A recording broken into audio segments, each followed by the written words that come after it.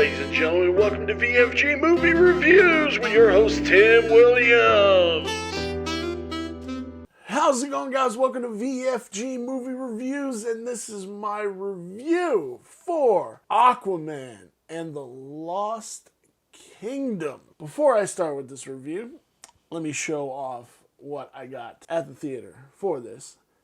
They did not have, I wanted Orm, and they did not have Orm, so I had to get Aquaman. But it's pretty cool.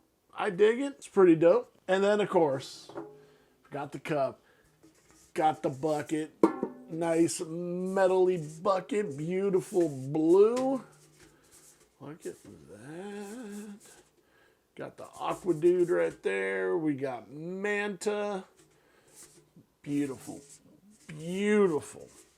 Added to the ever-growing bucket collection. But now, let's get into this review.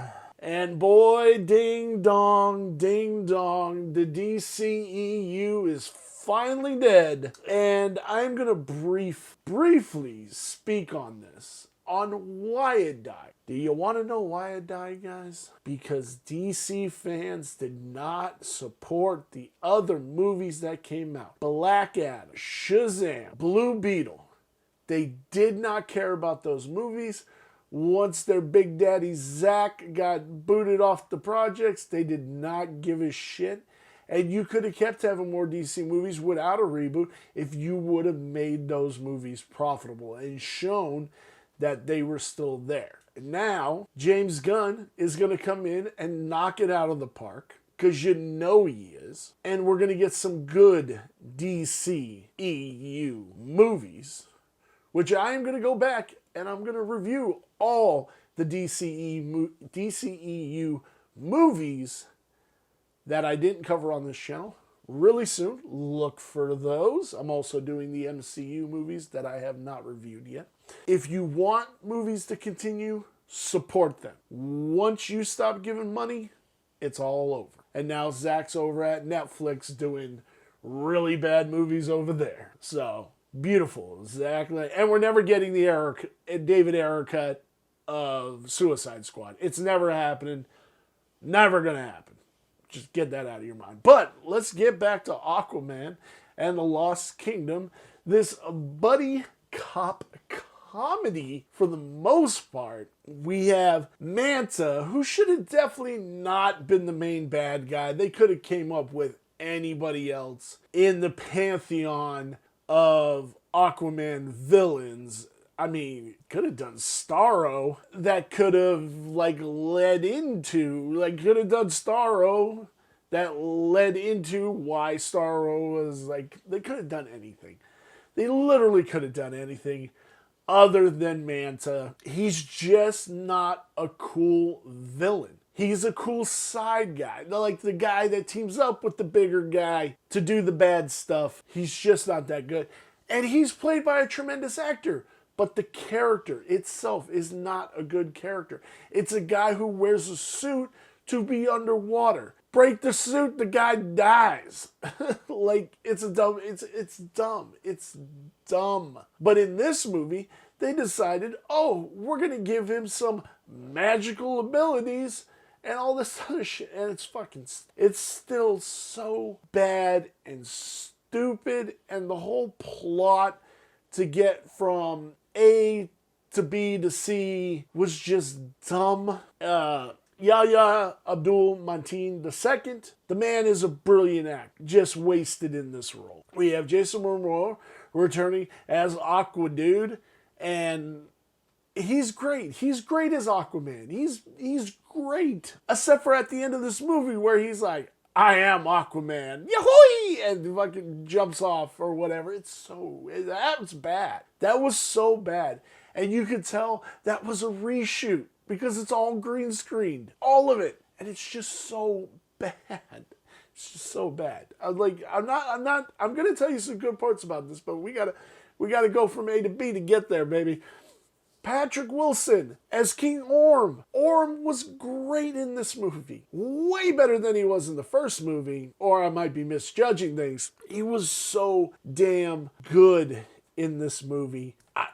I would have loved to see a movie just about Orm. Like going off doing Orm stuff. Would have been nice. We have Amber Heard returning as Mira. Fuck her. We have Nicole Kidman coming back as Mama Aquaman. And she's great in the role. She's perfect. We have my boy Randall Park coming in here as a character that didn't even need to be in this movie. You traitorous scumbag. No, I joke. I love Randall Park. He's a great actor. I love him. He's funny in everything he does. But his character really didn't need to be in this movie. Like, it just didn't need to happen. Tamora Morris playing Papa Aqua Dude. He was actually really cool. Like, he's great in everything. I have to say he's great in everything, and I love that he's getting more and more roles. It is brilliant. We got Dolph Lundgren in, again, a role he didn't need to be in. We have Jen Zhao playing Stingray. That was Abdul's second hand person, and was just boring, to be quite honest. Like, she didn't do anything, like, to care. So we get this whole thing that Manta's stealing his sword to pump into the world to speed up climate change and all that stuff. And this movie does deal with a lot of climate change, which we should also be dealing with instead of just denying it until the day our Earth is unsustainable for humans again.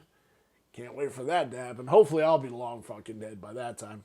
But he does that because he finds the green trident that gives him this power, but it's also bringing him to the lost thing, which, again, is a stupid MacGuffin that really doesn't play out. And it's so dumb because at the end, when they're having this big fight, he loses the abilities that the trident bestowed upon him, which Orm sucks in. And then Orm and Aquaman have to go at it to fight. You can fight it. You know you can, Orm. And he goes to hit Aquaman. Aquaman just grabs his hand, like breaks his hand, and then knocks him out. His character sucks. I'm sorry. This character sucks.